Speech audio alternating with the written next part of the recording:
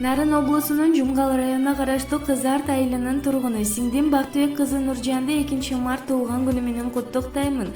Жаралып бул өмүргө келдиң, жакшылык мээнет болду эрмегиң. Ай жылда алмашып келип кетип, аман эсен бир кылымга тең келип. Ден соолукта болуп, ишиңде ийгиликтер коштоп, берме өкүң бактылуу турмушту кечирип, азат менен калыстын урмат сыйына бөлөнүп, небере чеберени көрүүгө насип кылсын. Өмүрүңөр узун болсун, ден соолугуңар бекем болсун. Силерди жакшы көрөмүн деп Москва шаарынан эжеңер Айжан куттуктайт. Бүгүн байрам, бүгүн той деп ушул жаздын